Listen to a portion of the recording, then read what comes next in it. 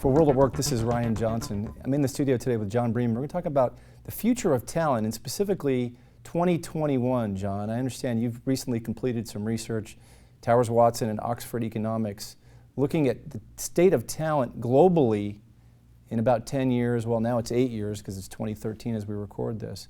Talk about the premise for this study. It's interesting, and the reason it took 18 months to conduct the study was it was an in-depth research study conducted jointly by Towers Watson and Oxford Economics, trying to get a sense of the relative sources and drains of talent in the global economy over the next decade. And the purpose was to really understand talent so that it would inform organizations as they develop total rewards programs, talent management programs, succession planning, and overall global workforce planning. And what we found was something very interesting. I'll tell you, I had always thought that the talent deficits that we're currently seeing today in emerging nations, emerging markets, such as highly technical skills, business skills, I thought those would probably be sustained for the next 10 years, and the talent surplus that we see in developed countries like the US, Canada, the UK, Germany, would also be sustainable. As it turns out, what this research shows is just the opposite of that.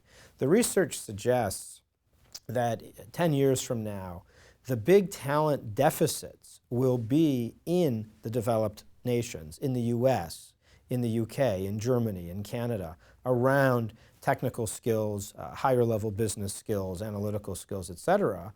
And the countries, the markets that will have a surplus of talent will be today's developing nations. They will be countries like China, Korea, India, Brazil, South Africa. We ask ourselves, why is this true? It's really a simple fact, which is those countries today are facing deficits. So what they're doing is they are focusing on, investing on new workforce growth, and they are training more new college graduates, post-secondary graduates per capita than any other nation on earth, and that ultimately is going to give them a surplus in 10 years, and in fact will be able to export talent to the more developing nations. Well, I've heard it said demography is destiny, right?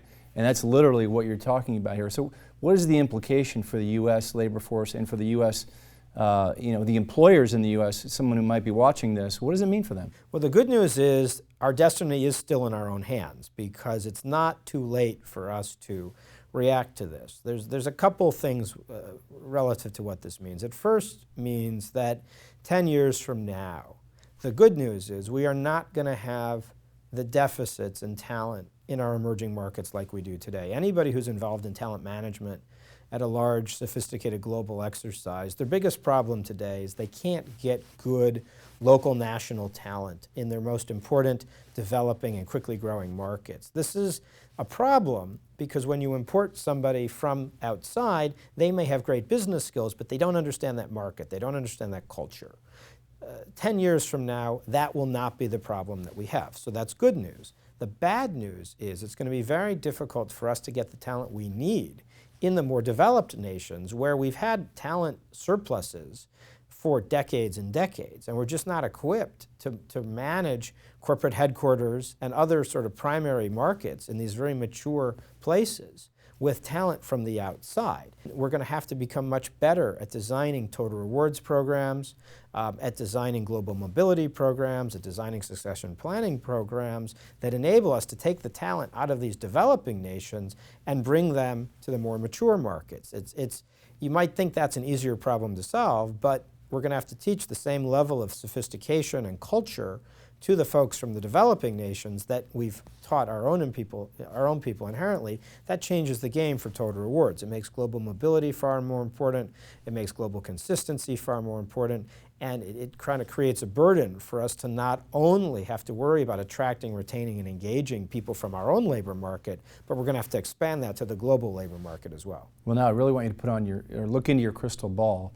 In the U.S., if we get truly portable health care, which we may or may not get depending on what happens here in the next few years, and we have a portable pension system, is the whole total rewards concept going to really swing towards cash in 10 years? I mean, is that your hypothesis, or is that the hypothesis of this report? That is one hypothesis. I think the primary hypothesis that I convey is that this is really going to require organizations to differentiate themselves as employers. and they're going to have to really focus on the needs of their specific workforces. If they have younger workforces who they find value certain kinds of compensation and benefits more, like mission, like brand, like culture, like work-life, like balance or family-oriented programs, these companies will be doing themselves a service by investing in those aspects of total rewards versus an organization that might have a different demographic in its workforce that more greatly values healthcare or retirement or security. Perhaps they will not have as aggressive variable pay programs, but they'll have stronger foundation for their programs. And these are gross generalizations. Certain populations of employees are much more driven by security, others more by growth. So I think, Ryan, it's going to be a matter of differentiating. Are you going to be a company where you attract people? It's all about your brand. You're getting them based on your brand and your mission and your culture. You pay them fairly, but certainly not as much as the companies that don't have those pieces, versus you're a company that doesn't have those to offer. So what you're going to do is you're going to offer people significant upside opportunity in their compensation, but you're going to leave them sort of on their own as it relates to health care or pension. They're sort of assuming the risk as two extremes. Or we're going to focus on work-life. We're going to focus on culture. We're going to focus on balance. Whatever your thing is, and these are all grossly simplified, very few organizations have the ability to be that clear about it. But that really is the future. It's all about differentiating yourself to your employees the same way any other branded organization from a marketing perspective differentiates itself. Whether you're selling a car, whether you're selling breakfast cereal, or whether you're selling your company to your employees, the theory all runs the same way. It's going to be about differentiation. John, really interesting conversation about the talent in 2021 outlook and looking into the crystal ball about what the future holds for the country of the U.S. and for the globe, really, and how it relates to talent. I want to thank John Bremen from Towers Watson. The study is by Towers Watson and Oxford Economics. And for World at Work, I'm Ryan Johnson.